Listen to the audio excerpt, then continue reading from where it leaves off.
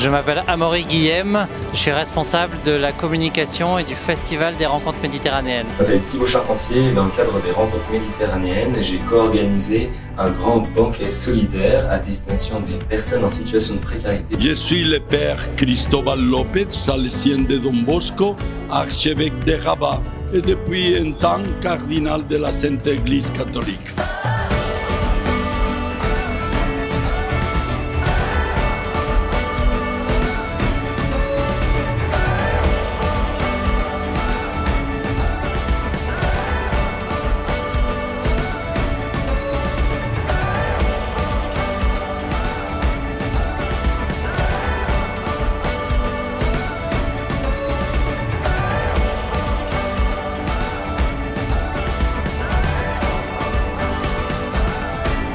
Les Rencontres Méditerranéennes, c'est d'abord un rassemblement de 70 évêques de la Méditerranée à Marseille qui viennent pour travailler ensemble, prier ensemble et réfléchir à la façon dont l'Église est invitée à apporter une réponse aux défis que la Méditerranée connaît, la situation des personnes migrantes, la question de l'environnement, la question du dialogue interreligieux, la question de l'accompagnement des situations de grande pauvreté. Et ces évêques, ils ont besoin de se retrouver entre eux parce qu'il n'existe pas de structure qui est comme une conférence des évêques de la Méditerranée, ça n'existe pas.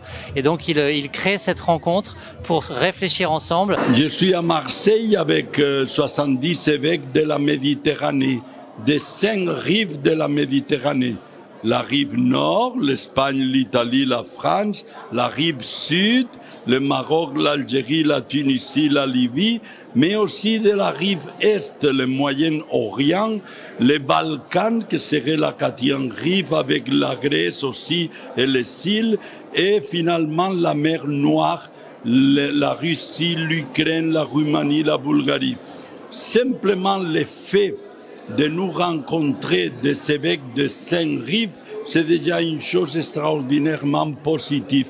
Et que nous nous écoutions, que nous nous connaissions, ça fait que nous marchions vers l'unité et vers la paix. À Marseille, le choix a été fait d'associer des jeunes venus aussi de toute la Méditerranée, de toute confession et religion, dont le but est de partager leur témoignage de jeunes méditerranéens et que ce témoignage éclaire la réflexion des évêques. Et puis, le choix avait été fait aussi d'un festival tout au long de la semaine pour associer la ville de Marseille dans toute sa diversité à cet événement. Que chaque personne, quel que soit son chemin de vie, son chemin de foi, trouve une porte d'entrée pour vivre à sa façon les rencontres méditerranéennes et pour se laisser rejoindre par un des sujets, un des enjeux de la Méditerranée, en prendre peut-être un petit peu plus conscience. Et ça passe à travers un festival, des conférences, des pièces de théâtre, un village d'associations sur lequel on est, des danses folkloriques méditerranéennes, un grand banquet solidaire. L'intuition initiale de ce banquet était de proposer à des personnes en situation de précarité un repas festif, joyeux,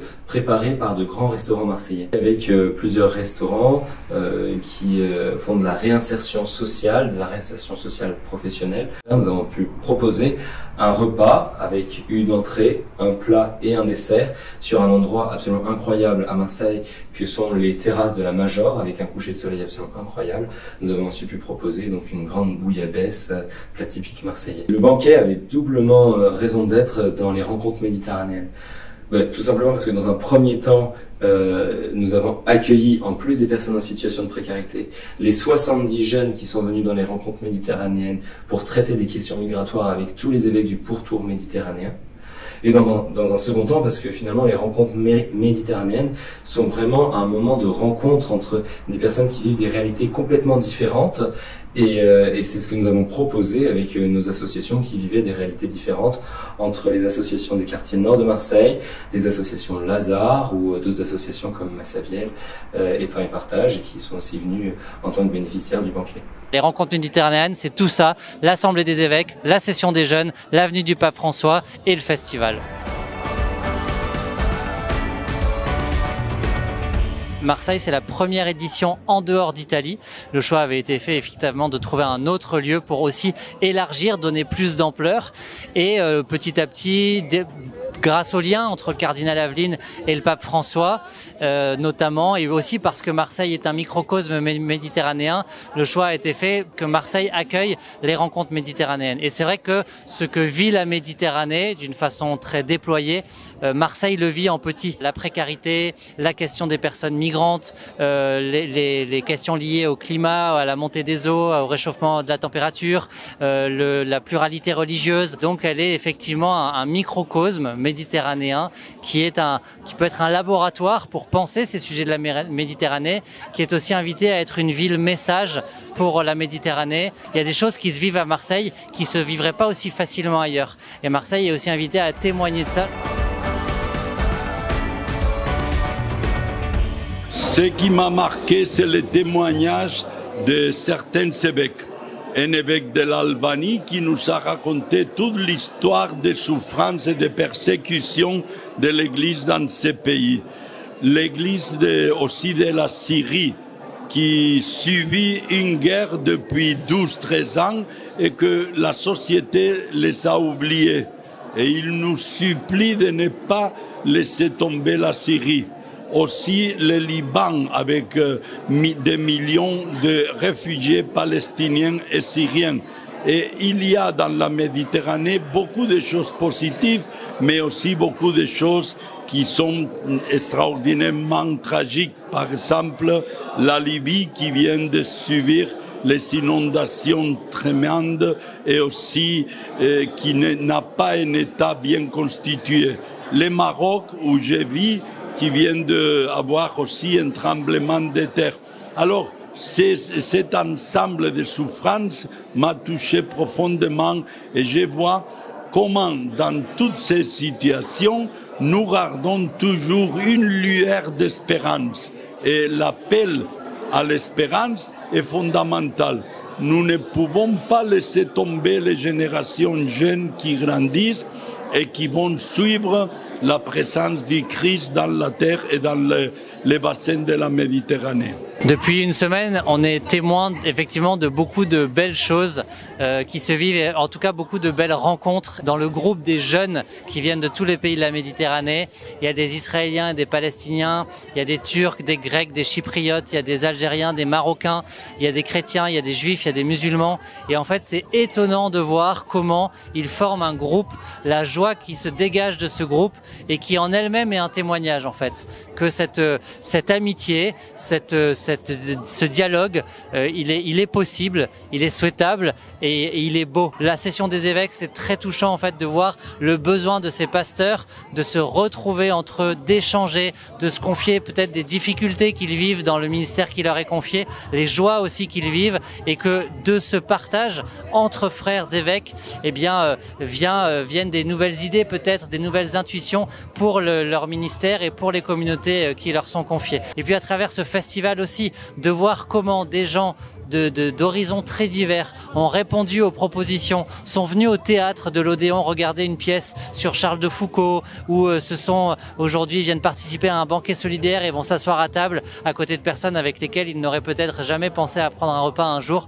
Voilà, c'est ça les rencontres méditerranéennes qu'on avait envie de faire vivre. Les fruits que j'en retiens de ces rencontres méditerranéennes, de ce banquet, c'est finalement la joie qu'on a pu voir sur les visages de toutes les personnes qui étaient ainsi conviés. On les a fait asseoir pour prendre cette bouillabaisse sur un endroit absolument incroyable et ils étaient tellement heureux d'être accueillis.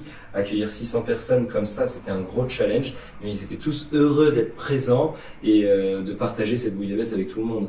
On a pu aussi voir, c'est une autre Fioretti, mais des tables qui ont sorti la guitare, qui ont chanté, qui se sont amusés. Enfin, c'était vraiment un très beau moment joyeux et festif. Je pense arriver chez moi et leur partager cette expérience d'œcuménisme catholique, c'est-à-dire de nous rencontrer des évêques de différentes nations et peuples et partager la même foi.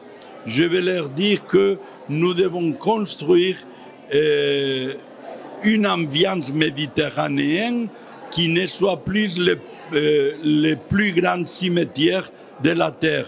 Une ambiance méditerranéenne qui ne soit pas une frontière de paix, mais qui nous donne une paix sans frontières. et que nous devons nous rapprocher les uns les autres parce que c'est le seul chemin de construire la fraternité universelle. Et je salue tous les membres de la communauté de l'Emmanuel et tous ceux qui sont dans ces moments en prière.